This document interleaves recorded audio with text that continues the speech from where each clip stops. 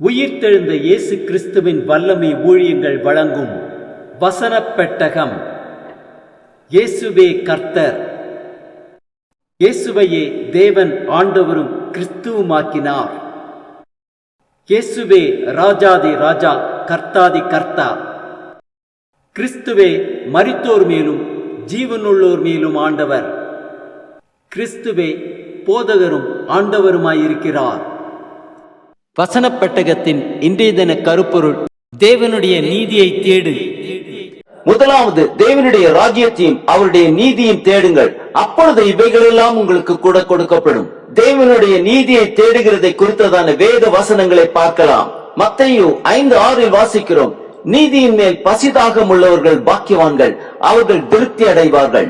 யோவான் 6:27 வாசிக்கிறோம், அழிந்து போகிற போஜனத்திற்காக அல்ல, நித்திய ஜீவன் வரைக்கும் நிலை நிற்கிற போஜனத்திற்காகவே கிரியை நடப்பியுங்கள், அதை மனுஷகுமாரன் உங்களுக்கு கொடுப்பார், அவரை பிதாவாகிய தேவன் முத்திரித்திருக்கிறார் என்றார். சங்கீதம் 34:9-10 வாசிக்கிறோம், கர்த்தருடைய பரிசுத்தவான்களே, அவருக்கு பயந்திருங்கள், அவருக்கு பயந்தவர்களுக்கு குறைவில்லை.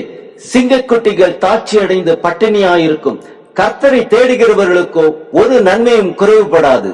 மார்க்கு 10:29-30 வாசிக்கிறோம், அதற்கு இயேசு பிரதியுத்தரமாக, என் நிமித்தமாகவும் சுவிசேஷத்தின் நிமித்தமாகவும் வீட்டையாவது சகோதரரையாவது சகோதரிகளையாவது தகப்பனையாவது தாயையாவது மனைவியையாவது பிள்ளைகளையாவது நிலங்களையாவது விட்டவன் எவனும் இப்பொழுது இம்மையிலே துன்பங்களோடு கூட நூறத்தனையாக வீடுகளையும் சகோதரரையும் சகோதரிகளையும் தாய்களையும் பிள்ளைகளையும் நிலங்களையும் மறுமையிலே நித்திய ஜீவனையும் அடைவான் என்று மெய்யாகவே உங்களுக்கு சொல்லுகிறேன். சங்கீதம் 84:11-12 வாசிக்கிறோம், தேவனாகிய கர்த்தர் சூரியனும் கேடகமுமானவர், கர்த்தர் கிருபையையும் மகிமையும் அருள்வார், உத்தமமாய் நடக்கிறவர்களுக்கு நன்மையை வழங்காதரார். சேனைகளின் கர்த்தாவை உம்மை நம்புகிற மனுஷன் பாக்கியவான். நீதிமொழிகள் 3:9-10 வாசிக்கிறோம், உன் பொருளாலும் உன் எல்லா விளைவின் முதற் பலனாலும் கர்த்தரை கனம் பண்ணு,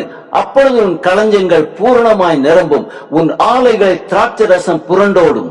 ரோமர் 14:17 வாசிக்கிறோம், தேவனுடைய ராஜ்யம் புசிப்பும் குடிப்பும் அல்ல, அது நீதியும் சமாதானமும் பரிசுத்த ஆவியினால் உண்டாகும் சந்தோஷமுமாயிருக்கிறது. ஏசாயா 45:24 வாசிக்கிறோம், கர்த்தரிடத்தில் மாத்திரம் நீதியும் வல்லமையும் உண்டு என்று அவன் சொல்லி அவரிடத்தில் வந்து சேருவான், அவருக்கு விரோதமாய் எரிச்சல் கொண்டிருக்கிற யாவரும் வெட்கப்படுவார்கள். ரோமர் 3:21-24 வரை உள்ள வசனங்களில் வாசிக்கிறோம், இப்படி இருக்க நியாய பிரமாணம் இல்லாமல் தேவ நீதி வெளியாக்கப்பட்டிருக்கிறது, அதை குறித்து நியாய பிரமாணமும் தீர்க்க தரிசனங்களும் சாட்சியிடுகிறது. அது இயேசு கிறிஸ்துவை பற்றும் விசுவாசத்தினாலே பலிக்கும் தேவ நீதியே. விசுவாசிக்கிற எவர்களுக்கும் எவர்கள் மேலும் அது பலிக்கும், வித்தியாசமே இல்லை. எல்லாரும் பாவம் செய்து தேவ மகிமையற்றவர்களாகி இலவசமாய் அவருடைய கிருபையினாலே கிறிஸ்து இயேசுவில் உள்ள மீட்பை கொண்டு நீதிமான்களாக்கப்படுகிறார்கள். ஆம், முதலாவது தேவனுடைய நீதியை தேடுவோம், நீதிமான்களாவோம்.